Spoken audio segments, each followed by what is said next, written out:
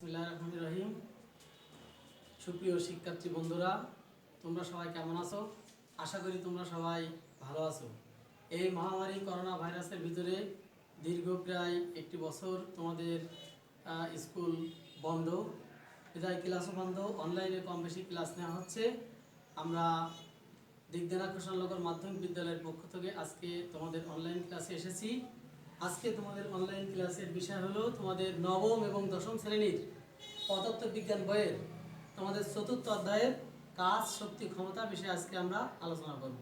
এসো আমরা আজকে আলোচনা দেখি কিভাবে করা যায়। দেখো এখানে লিখেছি তোমাদের বইয়ের চতুর্থ অধ্যায়, পদার্থের চতুর্থ অধ্যায়ের নাম হলো কাজ, ক্ষমতা, শক্তি। আমরা এখানে কাজ লিখেছি না? এদিকে খেয়াল করো। কাজ, দেখো কাজের সংজ্ঞা হলো কোনো বস্তুর উপর বল প্রয়োগ করলে যদি প্রয়োগ বিন্দু স্মরণ ঘটে তাহলে তাকে কাজ বলে।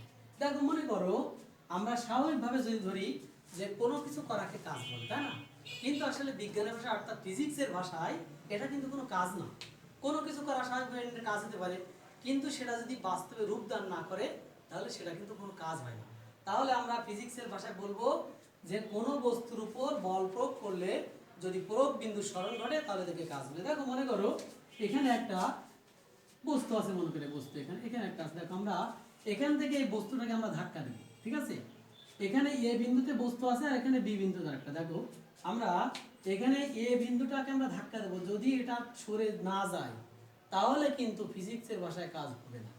তাহলে আমরা এ বিন্দুতে আমরা এখানে ধাক্কা দিচ্ছি, ধাক্কা দিয়ে যদি এই বস্তুটা যদি বি বিন্দুতে যায় তাহলে তাকে কি বলে? কাজ বলে। তাহলে আসলে আমরা ভালোভাবে কাজের সংজ্ঞাটা বুঝে নিই যে কোনো বস্তুর উপর বল প্রয়োগ করলে যদি প্রয়োগ বিন্দু স্মরণ ঘটে তাহলে তাকে কাজ বলে।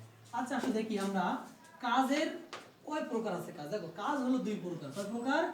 দুই প্রকার। দেখো এক নম্বরে হলো ধনাত্মক কাজ,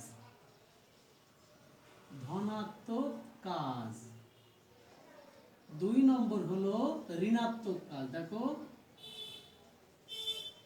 ঋণাত্মক কাজ, ঠিক আছে? দেখো তাহলে আমরা এখন ধনাত্মক কাজ আর ঋণাত্মক কাজের একটু সংজ্ঞা দিই।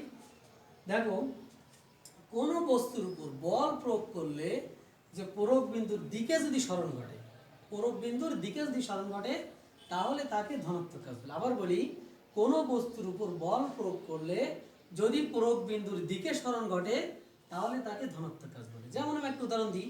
মনে করি এই ডাস্টারটা আমার এই টেবিলের পর আছে, এই টেবিলের পরে এই ডাস্টারটা যদি আমি টেবিল পড়তে নিচে ফেলে দিই তাহলে এটা কি প্রয়োগ বিন্দুর দিকে ঘটছে না, এই নিচের দিকে। তাহলে এটা হচ্ছে বলের দ্বারা কাজ, অর্থাৎ ধনাত্মক কাজ, ঠিক আছে? দেখো আমরা এবার ঋণাত্মক কাজ বলবো। দেখো ধনাত্মক কাজ শেষ করলাম। ঋণাত্মক কাজ কোনো বস্তুর উপর বল প্রয়োগ করলে যদি প্রয়োগ বিন্দুর বিপরীত দিকে স্মরণ ঘটে তাহলে তাকে ঋণাত্মক কাজ বলে। দেখো আমরা সেটা বলি কিভাবে। এই ডাস্টারটা মনে করো, এই যে ডাস্টার দেখতে পাচ্ছ না সবাই, এই ডাস্টারটা মনে করো নিচে পড়ে আছে। তাহলে নিচেরটা যদি ডাস্টারের উপরে উঠায় তাহলে এটা হবে কি কাজ? ঋণাত্মক কাজ, অর্থাৎ বলের বিরুদ্ধে কাজ। এক কথায় এটা হলো অভিকর্ষ বলের বিরুদ্ধে কাজ। মনে রাখবা যে অভিকর্ষে বলের বিরুদ্ধে যদি কোনো কাজ হয় তাহলে তাকে বলে কি কাজ? ঋণাত্মক কাজ। তাহলে কোনো বস্তুর উপর বল প্রয়োগ করলে যদি প্রয়োগ বিন্দু বলের বিপরীত দিকে ঘটে তাহলে তাকে কি বলে? ঋণাত্মক কাজ। মনে থাকবে? আচ্ছা তাহলে আমরা সংক্ষেপে ক্লাস নিলাম। দেখো এটা ধনাত্মক কাজ, এটা হলো ঋণাত্মক কাজ। আমি একটু চিত্র দিয়ে দেখাই দিই। দেখো এখানে মনে করো এটা ধনাত্মক কাজ বলে বলের দিকে। দেখো ভালো করে খেয়াল করো, বলের দিকে। মনে করো আমি এ বিন্দু থেকে এখানে বল প্রয়োগ করছি, তাই এটা বলের দিকে যাচ্ছে না, তাই এটা হলো ধনাত্মক কাজ। এবার দেখো আমি এখানে মনে করো এবার বলের বিপরীত দিকে, বলের বিপরীত দিকে দেখো আমি এখান থেকে বল প্রয়োগ করলে যদি বলের বিপরীত দিকে আসে তাহলে আছে বলের বিরুদ্ধে কাজ, অর্থাৎ ঋণাত্মক কাজ। তাহলে আমরা সংক্ষেপে বলবো যে তিনটা সংজ্ঞার কথা বললাম, সেটা হলো কোনো বস্তুর উপর বল প্রয়োগ করলে যদি বস্তুর প্রয়োগ বিন্দু বলের দিকে ঘটে, বস্তু যদি প্রয়োগ বিন্দু সরে যায় তাহলে তাকে কাজ বলে। কাজ দুই প্রকার, একটা হলো ধনাত্মক কাজ, একটা ঋণাত্মক কাজ। তাহলে ধনাত্মক কাজের সংজ্ঞা আছে কোনো বস্তুর উপর বল প্রয়োগ করলে যদি বলের দিকে স্মরণ ঘটে তাহলে তাকে ধনাত্মক কাজ বলে। কোনো বস্তুর উপর বল প্রয়োগ করলে যদি বলের বিপরীত দিকে স্মরণ ঘটে তাহলে তাকে ঋণাত্মক কাজ বলে। ঠিক আছে? তাহলে আমরা তিনটা সংজ্ঞা বুঝলাম না? আচ্ছা ওকে। তাহলে শিক্ষার্থীরা আমরা আজকে যে ক্লাস নিলাম এই ক্লাসে যদি তোমাদের কোনো প্রশ্ন থাকে তাহলে তোমরা ইনবক্সে এবং আমার মেসেজের প্রশ্ন করবে, এবং তোমরা এই কাজগুলো বাড়িতে থেকে এই কাজের যে সমস্যা আছে এই সমস্যাগুলো তোমরা তোমাদের খাতায় তুলবে, তুলে ছবি উঠাবে, ছবি উঠে ইনবক্সে আমার মেসেজের পাঠিয়ে দিবে, আমি সমাধান করে তোমাদের কাছে দিয়ে দেবো। ঠিক আছে, তাহলে ভালো থাকো, সুস্থ থাকো।